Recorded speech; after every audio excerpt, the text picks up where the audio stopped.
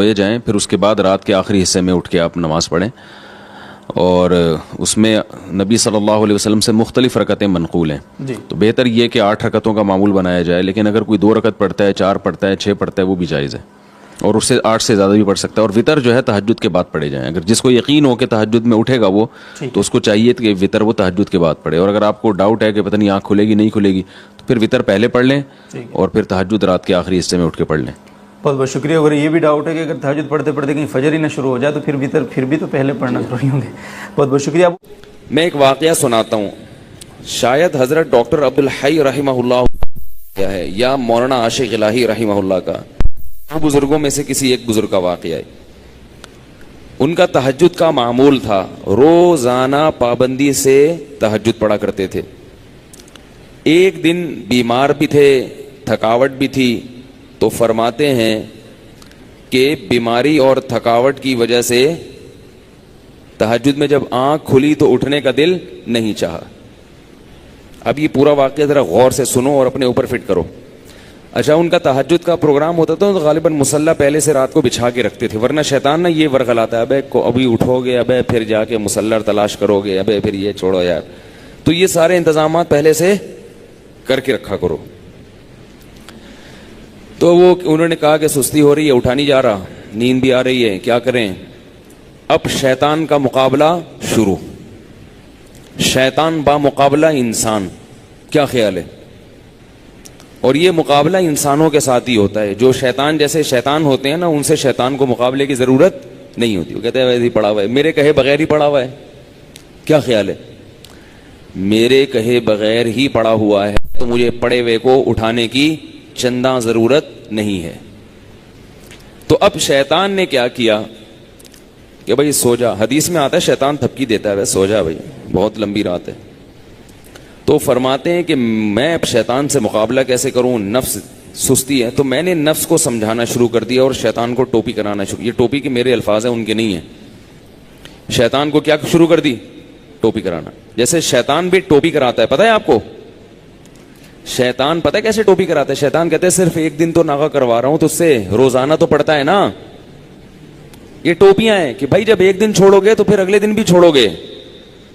سستی ایک دفعہ ہو گئی تو ہونا شروع. پھر شیطان یہ بھی ٹوپی کراتا ہے، کوئی فرض تھوڑی ہے تہجد. تو آج سنتیں چھڑوا رہا ہے، کل فرض چھڑوائے گا. فرض کیسے چھڑوائے گا؟ بولے گا چھوڑ دے، توبہ کر لینا. توبہ تو قبول ہو جاتی ہے نا بھائی، کتنا بڑا گناہ ہو رہا ہے، توبہ تو قبول ہو جاتی ہے. تو یہ ہوتے ہوتے وہ آگے بڑھتا ہے، پھر جہنم میں پہنچائے بغیر وہ اطمینان سے نہیں بیٹھتا.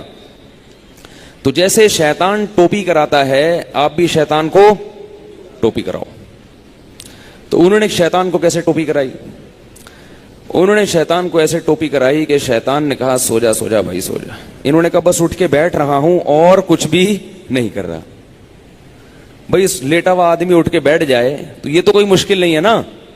بھائی بیٹھوں گا دوبارہ سو جاؤں گا، پھر تھوڑی دیر بیٹھوں گا بس. کہہ رہے ہیں اٹھ کے بیٹھ گیا. بیٹھنا اتنا مشکل نہیں ہوتا سوتے ہوئے. اس کو بتایا جائے نا 2 منٹ بیٹھو پھر لیٹ جانا. کہتے چلو نیند میں آ کے یوں کر کے اٹھے گا بیٹھے گا. اب جب بیٹھے ہیں تو شیطان کہہ رہا ہے لیٹ جاؤ، تم نے تو کہا تھا میں صرف بیٹھوں گا. ظاہر جب اٹھ کے بیٹھتا ہے لیٹا ہوا آدمی تو سستی میں کچھ تو کمی آتی ہے نا. جو لیٹے ہوئے انسان کی پوزیشن ہوتی ہے سوتے ہوئے میں، وہ بیٹھے ہوئے کی نہیں ہوتی. اس کو کچھ سستی میں کمی آتی ہے. اب جب اٹھ کے بیٹھے ہیں تو شیطان کہہ رہے لیٹ جاؤ. یہ کہہ رہے ہیں ایسا ہے کہ صرف کھڑا ہو جاتا ہوں. بیٹھے رہے تھوڑی دیر، آنکھیں واکھیں ملی، میں کھڑا ہو جاتا ہوں یا یہ واش روم میں چلا جاتا ہوں. تو شیطان کو اپنے نفس کو یوں بہکایا، ٹوپی کرائی کہ میں صرف واش روم میں جاؤں گا اور وہی استنجا وغیرہ قضائے حاجت یا پیشاب وغیرہ جو بھی ہے کر کے واپس آ کے لیٹ جاؤں گا. کیا خیال ہے اس میں کیا جا رہا ہے؟ تو نفس جو ہے نا اس کے لیے آمادہ ہو جاتا ہے، چلو اتنا تو چلتا ہے. اگر لیٹے ہوئے یہ سوچتے نا کہ پیشاب کر کے آؤں گا تو پھر مشکل ہوتا. بیٹھے ہوئے آدمی کے لیے سوچنا آسان ہے. تو کہہ رہے میں اٹھ کے گیا واش روم میں جو بھی پیشاب وغیرہ فرمایا کیا ہے. تو شیطان نے کہا واپس. وضو خانہ ساتھ ہی تھا. میں نے کہا وضو کر کے لیٹ جاؤں گا بس، ٹھیک ہے نا، تھوڑا سا منہ دھو لیتا ہوں، جھپکے مار دیتا ہوں. یہ واقعہ میں اپنے الفاظ میں بیان کر رہا ہوں. ٹھیک ہے نا, تاکہ آپ لوگ بالکل اس کے مطابق چلیں اور آپ کو یہ احساس ہو کہ ایسے ہمارے اکابر نے کیا, بزرگوں نے کیا, تو اس طرح کرنے سے کیا ہوتا ہے, وہی ہوتا ہے جو ان کے ساتھ ہوا, تہجد کی پابندی ہو گئی. تو اب کیا ہے, کہتے ہیں کہ میں گیا اور پانی کے چھپکے مارے اور پورا وضو کر لیا جلدی سے. وضو کے بعد بھی شیطان کیا کہہ رہا ہے, آ جا لیٹ جا بستر پہ یار. کہہ رہے میں بستر کی طرف جاتے جاتے مصلی کی طرف گیا, جلدی سے نیت باندھ لی اللہ اکبر کر کے.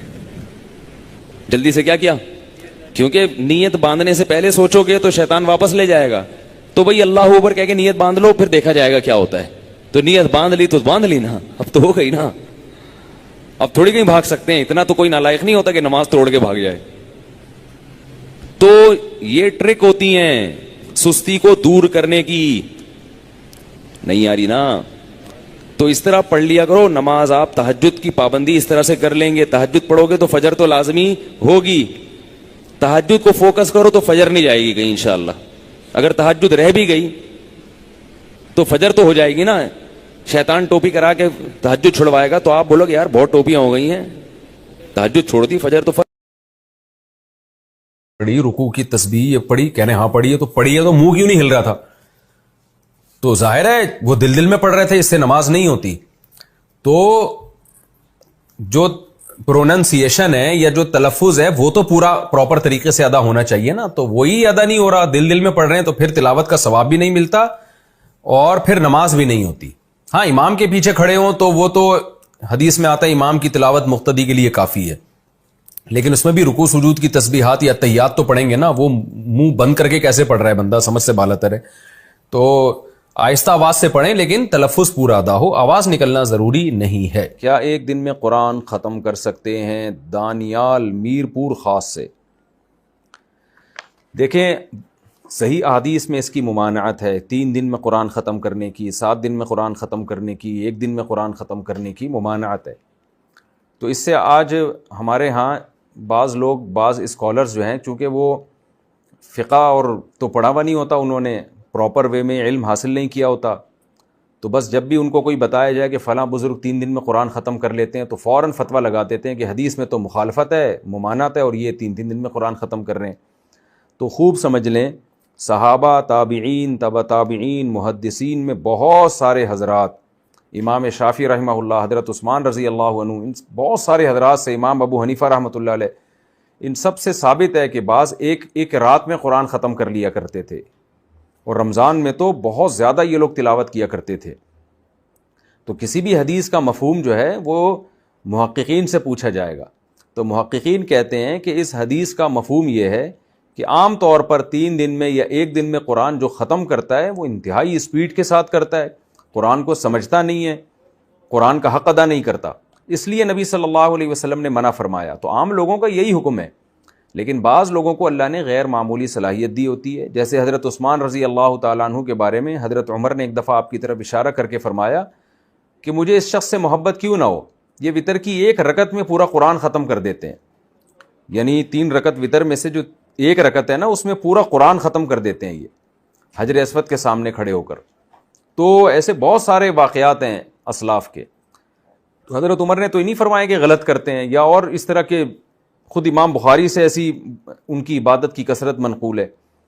تو بعض لوگوں کو اللہ تعالیٰ نے غیر معمولی صلاحیت دی ہے, وہ 1 رات میں بھی سمجھ کے قرآن ختم کر لیتے ہیں, وہ 1 دن میں بھی قرآن کو سمجھ کے ختم کر لیتے ہیں, ان کے اندر غیر معمولی صلاحیت ہوتی ہے. تو ان لوگوں کے لیے یہ حدیث نہیں ہے.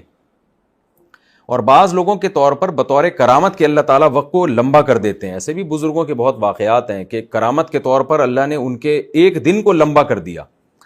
تو کرامت اللہ کی ایک قدرت ہے, اللہ تعالیٰ کسی کے حق میں بھی کچھ بھی کر سکتے ہیں.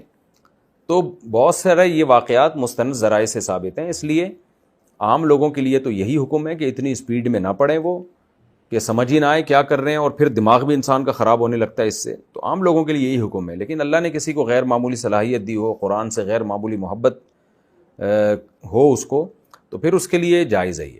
اور بعض دفعہ حافظ قرآن کو قرآن دہرانے کے لیے, یاد کرنے کے لیے بہت زیادہ پڑھنا پڑتا ہے, تو رٹا لگانے کے لیے پڑھنا پڑتا ہے. اللہ تعالیٰ میرے والد صاحب کی مغفرت فرمائے, وہ بتایا کرتے تھے کہ جب وہ جہاز پہ ہوتے تھے, پاکستان نیوی میں تھے, وہ کہتے ہیں شپ پہ جب ہم ہوتے تھے سفر میں, تو میں بعض دفعہ فارغ ہوتا تھا تو روزانہ 1 قرآن میں ختم کرتا تھا.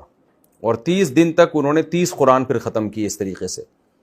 تو اگر کسی کے اندر صلاحیت ہے اور کسی کو اللہ نے قوت دی ہے، جذبہ دیا ہے، تو اس میں کوئی حرج نہیں ہے. لیکن عام حکم عام لوگوں کے لیے یہی ہے کہ وہ اتنی جلدی قرآن ختم نہ کریں، 3 دن سے کم از کم زیادہ اس کو کریں تاکہ اس کو صحیح طرح سے پڑھا جا سکے، اس کو سمجھا جا سکے. قرآن کی تلاوت کیسے کریں؟ عدنان صاحب گجرات سے پوچھتے ہیں قرآن مجید کی تلاوت تیز رفتار میں کی جائے یا دھیمی رفتار میں؟ اگر تیز رفتار میں کی جائے تو کم وقت میں زیادہ تلاوت ہو جاتی ہے، نیز آواز تیز ہو یا کم ہو. عدنان بھائی، خواتین اگر تلاوت کریں تو ان کو تو دھیمی آواز سے کرنی چاہیے، اونچی آواز سے نہیں کرنی چاہیے. مرد اگر تلاوت کرے تو اونچی آواز سے تلاوت کرنی چاہیے، اتنی اونچی نہ ہو کہ لوگ ڈسٹرب ہونا شروع ہو جائیں، گھر کے افراد پریشان ہوں. لیکن اس کی بڑی برکت ہوتی ہے، گھر میں جب اونچی آواز سے تلاوت ہوتی ہے تو حدیث سے یہ بات ثابت ہے کہ اس سے شیاطین کے اثرات گھر میں ختم ہوتے ہیں، فرشتے اس تلاوت کو سنتے ہیں، اس سے برکتیں ہوتی ہیں.